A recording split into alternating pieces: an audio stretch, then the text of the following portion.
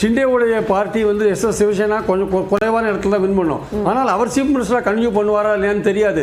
அப்போ பாஜக வந்து சீஃப் மினிஸ்டர் மாற்றினாங்கன்னா ஷிண்டே என்ன ரோல் எடுப்பார் தெரியாது. ஷிண்டே அப்படியே டக்குன்னு மாறி சரத்பவார் அணிக்கு போனாலும் போவார், இல்லை உத்தவ் தாக்கரே அணிக்கு போனாலும் போவார். அதே மாதிரி அங்கே உத்தவ் தாக்கரே அணியில் இருக்கிறவங்க உத்தவ் தாக்கரேக்கு வாய்ப்பு கிடைக்கலன்னா அவங்க டக்குன்னு மாதிரி இப்படி வரதுக்கான வாய்ப்பு இருக்குது. ஸோ தேர்தல் ரிசல்ட்ஸை விட தேர்தலுக்கு அப்புறம் நடக்க போகிற விஷயங்கள் தான் ரொம்ப முக்கியத்துவம் வாய்ந்தது என்பது என் கருத்து. ஓகே இப்போ வயநாடுல திருமிகு பிரியங்கா காந்தி முன்னிலை வகிக்கிறாங்க அப்படின்ற அந்த நிலவரத்தையும் நாம பார்த்துட்டு இருக்கோம். பிரியங்கா காந்தி முதல் முறையாக தேர்தல் களம் கண்டிருக்கிறார். அவர் தற்போது முன்னிலை பெற்றிருக்கிறார் என்ற அந்த விவரம் என்பதும் தற்போதைக்கு வெளியாக இருக்கிறது.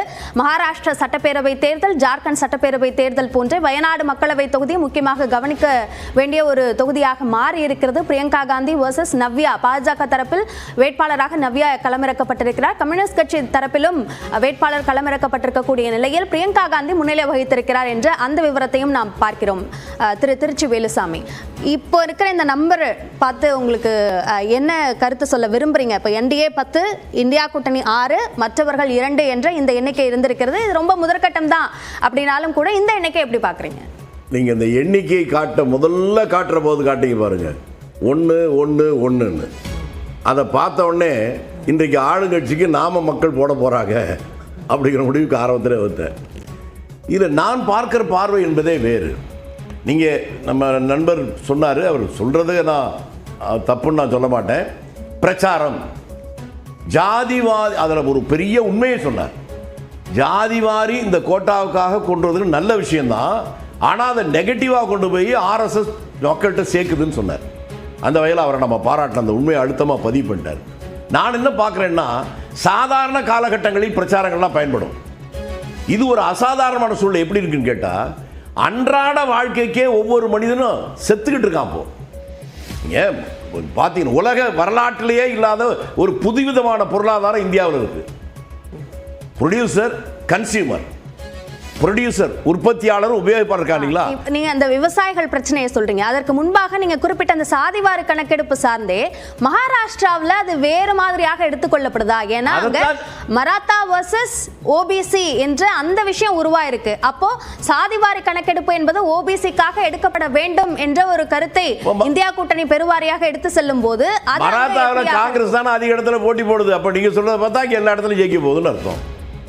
OBC அங்கே அதிகம் இருக்கிறாங்க, அவங்களுக்கு ஆதரவாக தான் பேசுகிறாங்கன்னா, காங்கிரஸ் நிற்கிற தொகுதியில் அதிக தொகுதி மராத்தாவில் தான் நிற்கிறாங்க. அப்போ நீங்களே தேர்தல் முடிவை முன்கூட்டியே சொல்கிற மாதிரி எனக்கு தோணுது. நான் சொல்ல வர்ற செய்தி, ஜாதிவாரி கணக்கெடுப்பு எடுத்து அதன் மூலம் கோட்டா வர்றதில் எந்த வகையில் போய் முஸ்லீம்களுக்கு கொடுக்க முடியும்? அதுக்கெல்லாம் வாய்ப்பே கிடையாது. அதாவது சிலரை சில காலம் ஏமாற்றலாம், பலரை பல காலம் ஏமாற்றலாம், எல்லோரையும் எப்போதையும் ஏமாற்ற முடியாதுங்கிறது இந்த தேர்தல் முடிவு காட்டத்தான் போகுது. இந்த தேர்தலில் அவர் சொன்னதை போல இன்னொன்று இருக்கு. தேர்தலே முடிந்ததற்கு பின்னாலும் கூட பிஜேபி கூட்டணிக்கு அதிகமே வந்தாலும் அவங்க ஆட்சி அமைப்பாங்களா என்பது ஒரு பெரிய கேள்விக்குறி இருக்கு. ஷிண்டேயோ அஜித் பவாரோ அவங்களுக்கு முக்கியத்துவம் தரலன்னா அவங்க என்ன முடிவும் எடுப்பாங்க. இது ஒன்றும் புதுசு இல்லை. நான் பார்க்கறது பிரச்சாரம் என்பது என்று நான் முன்னால சொன்ன மாதிரி சாதாரண கால எடுக்கணும். அந்த எண்ணிக்கைக்குள்ள போறதுக்கு முன்னாடி NDA கூட்டணி 13 தொகுதிகளில் முன்னிலை வகிக்கிறாங்க, இந்தியா கூட்டணி 8 தொகுதிகளில் முன்னிலை வகிக்கிறாங்க, மற்றவர்கள் 2 தொகுதிகளில் முன்னிலை வகிக்கிறாங்கன்ற அந்த எண்ணிக்கையை பார்க்கிறோம். மொத்தமாக 288 தொகுதிகளில் 23 தொகுதிகளுக்கான முன்னிலை நிலவரம் தற்போது 24ஆக மாறி இருக்கிறது. NDA கூட்டணிக்கு 14 தொகுதிகளில் முன்னிலை, இந்தியா கூட்டணிக்கு 8 தொகுதிகளில் முன்னிலை, மற்றவர்களுக்கு 2 தொகுதிகளில் முன்னிலை. இது இப்போதைக்கு இருக்கக்கூடிய இந்த எண்ணிக்கையாக இருக்கிறது. இதே போன்று ஜார்க்கண்ட் மாநிலத்திற்குமான எண்ணிக்கையும் வந்து கொண்டிருக்கிறது. 14 என்பது தற்போது 15ஆக உயர்ந்திருக்கிறது NDA கூட்டணிக்கு, இந்தியா கூட்டணிக்கு 8, மற்றவர்களுக்கு 2 என்ற இந்த தபால் வாக்குகள் அப்படின்றது யாருக்கு சாதகமாக இருக்கும் அப்படின்றது தமிழ்நாட்டில் ஒரு முடிவுக்கு நம்ம வருவோம். அப்போ மகாராஷ்டிராவை பொறுத்த வரைக்கும் அது யாருக்கு சாதகமான ஒன்றாக இருக்கும் என்ற ஒரு சார்பாக போகக்கூடியதாக இந்த தபால் வாக்குகளை பார்க்க முடியுமா? அதுக்கு வாய்ப்பு இல்லைம்மா. தபால் வாக்கு என்பது அரசு ஊழியர்கள் போடுறதானே. அந்த அரசு ஊழியர்கிட்ட இப்பெல்லாம் வாக்குகளை இவங்களே கலெக்ட் பண்ணி கூட கொடுத்துட முடியும். அந்த மாதிரியெல்லாம் இப்போ தேர்தல் சிஸ்டத்தில் வந்திருக்கு. அதனால சில பேர் விரும்பாவிட்டாலும் கூட அவர்களுக்கு வாக்கு கொடுக்குற நிலைமை கூட வரலாம். இந்த தபால் வாக்குகளை வைத்துக்கொண்டு அதெல்லாம் நான் சொல்றேன் கேளுங்க, தபால் வாக்குகளை மட்டுமே வைத்துக்கொண்டு தேர்தல் முடிவு இருக்கும் என்று நான் கொஞ்சமும் நம்பல. அது வேற. ஆனா நீங்க நீங்க இப்ப 15 வந்துச்சு, காங்கிரஸ் 9 தான் வந்திருக்கு, இதெல்லாம் சொல்றீங்க. ஹரியானா ரிசல்ட் வரும்போது நீங்க எப்படி போட்டீங்க ஞாபகம் இருக்கா? காங்கிரஸுக்கு 71 லீடிங் வரும்போது பிஜேபி எத்தனை காட்டிங்க? முடிவு என்னாச்சு? அதனால இந்த கட்டத்தில் இதுதான் இல்லை. நான் முன்னால சொல்ல வந்தது, இந்தியாவிலேயே மகாராஷ்டிரா என்பது ஒரு வித்தியாசமான மாநிலம். அங்கே விவசாயமும் தொழில்துறையும் சம அளவில் பலமாக இருக்கிறது. இந்தியாவுடைய தலைநகரம் டெல்லியா இருந்தாலும் பொருளாதார தலைநகரம் மும்பைன்னு சொல்லுவாங்க, மகாராஷ்டிரா சொல்றோம் இல்லைங்களா? அதனால அங்க இருக்கிற மக்களுக்கு மற்ற மாநில மக்களை விட எல்லா தரப்பு மக்களும் ஓரளவுக்கு கொஞ்சம் விழிப்போடு இருக்கிறவர்கள். அங்கே கரும்பு விவசாயம் அதிகம். கரும்பு விலை இன்னைக்கு என்ன? அவர்கள் போராடிக்கிட்டு இருக்காங்க, எந்த முன்னேற்றமும் இல்லை. இன்னைக்கு செலவுகள் கூடிக்கிட்டே போயிருக்கு. நேற்று கூட பெட்ரோல் விலை கொஞ்சம் கூட்டியிருக்காங்க பாருங்க. ஏன் கூட்டுறாங்கன்னு எனக்கு தெரியல. அதே போலவே தொழில்துறையில் இருக்கிறவங்களும் தொழில் நடத்துகிறவர்களுக்கும் லாபம் இல்லாம தவிக்கிறான். சரி, தொடர்ந்து பாஜக இருந்து திரு ஆசீர்வாதம் ஆச்சாரியும் நம்மோடு இணைந்திருக்கிறார். வணக்கம் திரு ஆசீர்வாதம் ஆச்சாரி. இப்போ பாஜகவை பொறுத்த வரைக்கும் இந்த மாநில தேர்தல்கள், இடைத்தேர்தல்களை எப்படியாக அணுகுகிறது, எந்த அளவிற்கு நம்பிக்கையோடு இருக்கிறது? ஜார்க்கண்ட் இந்த 2 மாநிலங்களிலும் நாங்கள் ஆட்சியை பிடிப்போம். மகாராஷ்டிராவை பொறுத்தவரை எங்களுடைய ஆட்சி அங்கு தொடரும். மகாயுக்தி அப்படின்றது எங்களுடைய கூட்டணியுடைய பெயர். அந்த கூட்டணி மீண்டும் நாங்கள் ஆட்சி பிடிப்போம். மொத்தம் உள்ள 288 தொகுதிகளில் நாங்கள் தனித்து, பாஜக தனித்தே 100 தொகுதிகளுக்கு மேல் நாங்கள் வெற்றி பெற முழு வாய்ப்பு இருக்கிறது. அதே போல் கூட்டணியாக சேர்ந்து பார்த்தீங்கன்னா 160க்கு மேல் எங்களுக்கு வெற்றி வாய்ப்பு பிரகாசமாக உள்ளது.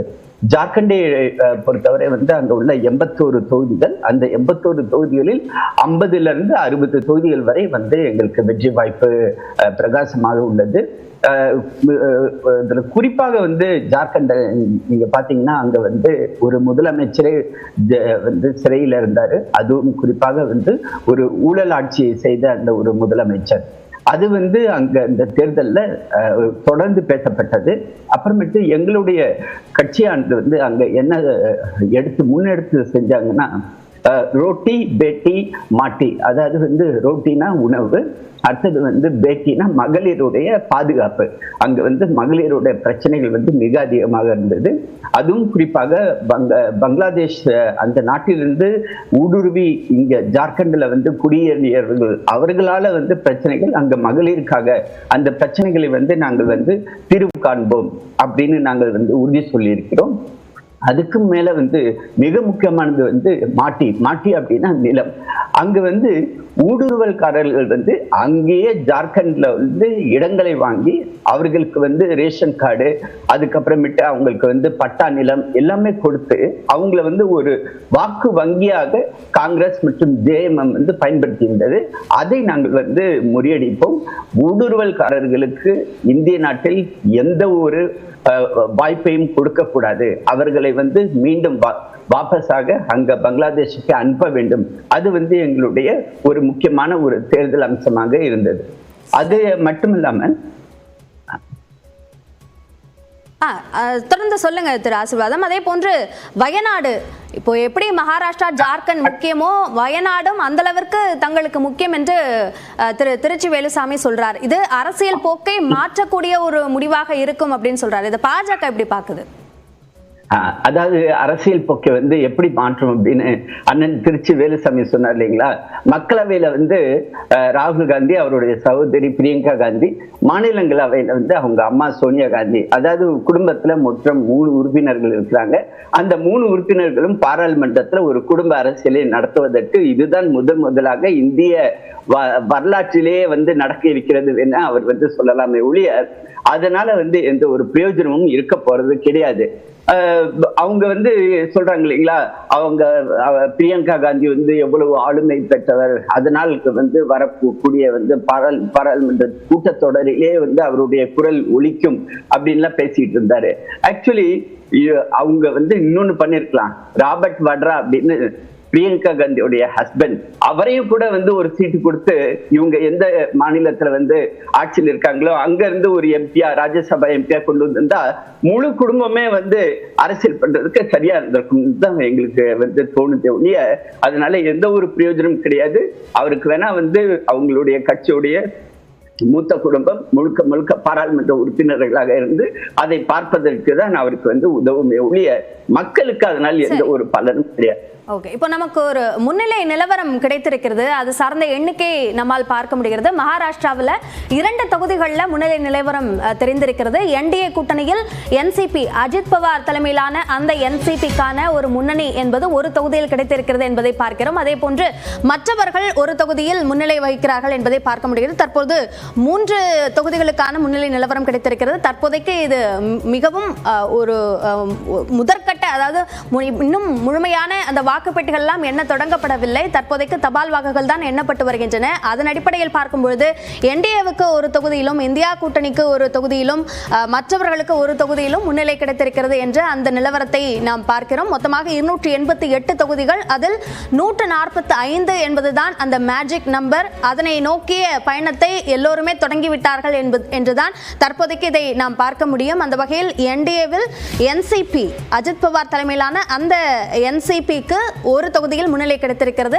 இந்தியா கூட்டணியில் ஒருவருக்கான முன்னிலை என்பதும் தற்போது கிடைத்திருக்கிறது என்பதை நாம் இந்த கிராபிக்ஸ் மூலமாக பார்த்து வருகிறோம். தொடர்ந்து திரு பிரியன், இப்போ மகாராஷ்டிர தேர்தல் ஒவ்வொரு கட்சியும் யார் அவர்களுடைய தலைமை என்பதை முடிவு செய்யக்கூடிய ஒரு முடிவாகவும் இதை பார்க்க வேண்டியிருக்கா? ஏன்னா நிறைய பிரிவுகள் இருக்கு. லோக்சபா தேர்தல் எடுத்துக்கிட்டோம் அப்படின்னா அது ஏக்நாத் ஷிண்டே தலைமையிலான சிவசேனாவுக்கு சாதகமாக இருந்தது. அதே மாதிரி சரத்பவார் தலைமையிலான அந்த என்சிபிக்கு சாதகமான ஒரு சூழலாக இருந்தது. ஸோ அப்படியான ஒரு தொடர்ச்சி என்பது இந்த தேர்தலையும் நடக்கும் அப்படின்னு பார்க்கணுமா அல்லது மாறும்னு பார்க்கணுமா? பாராளுமன்ற தேர்தலில் வந்து உங்களுக்கு வந்து இந்தியா கூட்டணி வந்து நல்லா ஸ்கோர் பண்ணாங்க. 48 30 இடங்கள் அவங்க வாங்கினாங்க. அதே மாதிரியான ஒரு ரிசல்ட்ஸ் இப்போ தொடரும். ஆனால் வந்து நடுவில் இடையில் ஹரியானா எலெக்ஷன்ஸ் நடந்தது இல்லையா, அதில் பாஜக வெற்றி பெற்றது அவங்களுக்கு ஒரு உற்சாகத்தை கொடுத்துருக்கு. ரெண்டாவது மகாராஷ்டிரா வந்து கீழே கிரவுண்ட் லெவலில் ஆர்எஸ்எஸ் வந்து கரெக்டாக ஒர்க் பண்ணுறாங்க. அவங்களோட ஹோம் ஸ்டேட்டாக இருக்கிறதுனால அவங்க ரொம்ப கிட்டத்தட்ட லட்சக்கணக்கான ஆர்எஸ்எஸ் தொண்டர்கள் கீழே வீடு வீடாக போய் வேலை செஞ்சுருக்காங்க. காங்கிரஸுக்கு வந்து மக்கள் ஓட்டு போடுற மனோபாவத்தில் இருந்தால் கூட அந்த அவங்ககிட்ட இருக்கிற கட்டுமானங்கள் வந்து அதை ஓட்டாக மாற்றத்துக்கு உதவுதான்னா அது ஒரு கேள்விக்குறியான ஒரு விஷயமாக நான் பார்க்குறேன். மக்களாக பார்த்து வந்து காங்கிரஸ் ஆட்சிக்கு வரணும், காங்கிரஸ் கூட்டணி ஆட்சிக்கு வரணும்னு ஓட்டு போடுற ஒரு சூழலை வந்து காங்கிரஸ் உருவாக்கித்தான்னா அவங்க பிரச்சார பலம் வந்து அந்த அளவுக்கு இருந்தாங்கன்னா அது ஒரு கேள்விக்குறியாக பார்க்குறேன். ஏன்னா பாஜக இருக்கிற பிரச்சார பலம் வந்து காங்கிரஸ் இருக்கிறதான்னு எனக்கு சந்தேகத்துக்குரிய ஒரு விஷயமா நான் பார்க்குறேன். அதனால் ரெண்டாவது உணர்வுபூர்வமான பல விஷயங்கள், எங்கள் மராத்தா இஷ்யூ வந்து உணர்வுபூர்வமானது, துரோகம் வந்து ஒரு உணர்வுபூர்வமானது, சிவாஜி சிலை விழுந்தது உணர்வுபூர்வமானது, இந்த மாதிரி உணர்வுபூர்வமான பல விஷயங்கள் இருக்குது. வேலையில்லா திண்டாட்டம் போன்ற விஷயங்கள், விவசாயிகள் சோயாபீன்ஸ் விவசாயிகள் பிரச்சனை, அது போன்ற பல விஷயங்கள் இருக்குது. இவங்க வந்து ஷிண்டே கவர்மெண்ட் வந்து பார்த்தீங்கன்னா உங்களுக்கு வந்து ஏற்கனவே 1500 ரூபா கொடுத்துருக்காங்க, உரிமை தொகையெல்லாம் கொடுத்துட்ருக்காங்க. ஈவன் முஸ்லீம்களுக்கு கூட பல விஷயங்கள் பண்ணியிருக்காங்க. அதெல்லாம் சொல்லி அவங்க ஓட்டு கேட்டுருக்காங்க. இன்னொரு முக்கியமான விஷயம் மோடி அமித்ஷா வச்சது என்னென்னா, நம்மளை பிரிஞ்சு போனால் நம்ம அழிஞ்சு போயிடுவோம். ஜாதிவாரி கணக்கெடுப்புன்னு காங்கிரஸ் சொல்கிற ஒரு விஷயத்தை, பாசிட்டிவாக சொல்கிற விஷயத்தை அதை நெகட்டிவாக கொண்டு போய் மக்கள்கிட்ட வந்து அவங்க பாஜக சேர்க்குறாங்க. நம்மளை பிரிக்கிறாங்க, ஜாதி ரீதியாக பிரித்து கோட்டாவை தூக்கி முஸ்லீம் கையில் கொடுத்துருவாங்கன்னு, நம்ம ஒன்றா இருந்தால் தான் சேஃபாக இருப்போன்ற மாதிரி ஒரு பிரச்சாரத்தில் அவங்க கையில் எடுத்தாங்க. அதாவது நல்ல விஷயத்தை ஒரு ஓபிசி மகாராஷ்டிராவில் இருக்குமா? ஏன்னா அங்க மராத்தியர்கள் தங்களுக்கு இடஒதுக்கீடு வேணும்னு கேட்கறாங்க. அது ஒரு பிரதான பிரச்சனையாக இந்த தேர்தலில் அது இருக்கு அப்படின்னு பார்க்கும்போது நம்ம தொடர்ந்து பேசலாம் திரு பிரியன். அதற்கு முன்பாக எண்ணிக்கை வந்திருக்கு. மகாராஷ்டிராவில் என்டிஏ கூட்டணி 4 தொகுதிகளில் முன்னிலை, இந்தியா கூட்டணி 2 தொகுதிகளில் முன்னிலை, மற்றவர்கள் ஒரு தொகுதியில் முன்னிலை. என்டிஏ உடைய எண்ணிக்கை 5ஆக தற்போது மீண்டும் அதிகரித்திருக்கிறது. தபால் வாக்குகள் எண்ணப்பட்டு வரக்கூடிய நிலையில் தற்போதைக்கான இந்த முன்னிலை நிலவரம் என்பது என்டிஏ கூட்டணிக்கு 5, இந்தியா கூட்டணிக்கு 2, மற்றவர்களுக்கு 1 என்றாக இருக்கிறது. 288 தொகுதிகளில் 8 தொகுதிகளில் முன்னிலை நிலவரம் தற்போது வரைக்கும் கிடைத்திருக்கிறது. நொடிக்கு நொடி இந்த எண்ணிக்கை மாறிக்கொண்டே இருக்கிறது என்பதையும் நாம் கவனிக்க வேண்டியிருக்கிறது. தொடர்ந்து பேசலாம் திருப்பி. இங்கே வந்து அது மாதிரியான ஒரு பிரச்சாரத்தை வந்து ஜாதி ரீதியான கணக்கெடுப்பு என்பது வந்து காங்கிரஸ் வந்து அது சரியாக கிரவுண்ட் லெவலில் கொண்டு போகல. ஆக்சுவலாக அதை வந்து நெகட்டிவாக வந்து அவங்க பயன்படுத்துகிறாங்க. யார் பிஜேபி பயன்படுத்துகிறாங்க. ஜாதி ரீதியாக மக்களை பிரித்து கோட்டாவை வந்து முஸ்லீம்களுக்கு கொடுத்துருவாங்க, நம்ம பிரிந்து இருந்தால் நம்ம இந்து கம்யூனிட்டியே போயிடும், நம்ம ஒன்றா இருந்தால் தான் பாதுகாப்பாக இருப்போன்ற பிரச்சாரத்தை பிரச்சாரத்தை அமித்ஷாவும் கையில் எடுத்தார், மோடியும் கையில் எடுத்தார். ஸோ வேறு பல பிரச்சனைகள், அன்எம்ப்ளாய்மெண்ட் ப்ராப்ளம் போன்ற பல விஷயங்கள், விலைவாசி போன்ற பல விஷயங்கள் எல்லாமே இருந்தால் கூட இந்த பிரச்சாரத்தை வந்து மோடியும் அமித்ஷாவும், அமித்ஷா ஒருபடி மேலேயே போய் சொன்னார், எங்களுடைய கடைசி எம்எல்ஏ இருக்கிறவரையும் நாங்கள் ஒரு முஸ்லீம் கோட்டாக்கு அனுமதிக்கவே மாட்டோம் அப்படின்ற விஷயங்கள் அவங்க சொன்னாங்க. ஸோ ஒரு மத ரீதியான ஒரு பிரச்சாரத்தை அவங்க கையில் எடுத்தாங்கன்றது உண்மை. ரெண்டாவது, ஷிண்டே கவர்மெண்ட் பண்ண சில விஷயங்கள் வந்து அவங்களுக்கு ஒரு பாசிட்டிவாக ஹெல்ப் பண்ணுறதுக்கான வாய்ப்புகள் இருக்குது. காங்கிரஸ் கூட்டணியை பொறுத்த மட்டும் அவங்க வந்து மக்களுடைய அந்த ஆன்டி இன்குபன்சி இருக்குல்ல, அது எவ்வளோ தூரம் வந்து ஒர்க் அவுட் ஆகி உங்களுக்கு ஃபேவரபுளாக வரும்ன்றதை இன்னும் பொறுத்து இருந்து தான் பார்க்கணும். பட் ஆனால் பிஜேபியோட அந்த பிரச்சார பலம், அதிகார பலம், பணபலம் போன்றவைகள்லாம் வந்து கண்டிப்பாக வந்து ஒரு பாஜகவுக்கு ஆதரவான ஒரு விஷயத்தை தான் அங்கே கொண்டு வந்திருக்கிறத நம்ம பார்க்குறோம். இது ரொம்ப ஏர்லியாக இருந்தால் கூட என்னுடைய கருத்து என்னென்னா வந்து பாஜகவுக்கு ஒரு முன்னணி இருக்குன்னு தான் என்னுடைய கருத்து ஆக்சுவலாக. ஓகே, ஆனால் இந்த சூழல்லையுமே இப்போதான் தொடக்க நிலை என்றாலும் கூட மற்றவர்களுக்கான இந்த 2 தொகுதி முன்னிலை அப்படின்றது வந்து ரிபல்ஸ்க்கான ஒரு சாதகமான ஒரு சூழலை ஏற்படுத்தியிருக்கு அப்படின்னு பார்க்க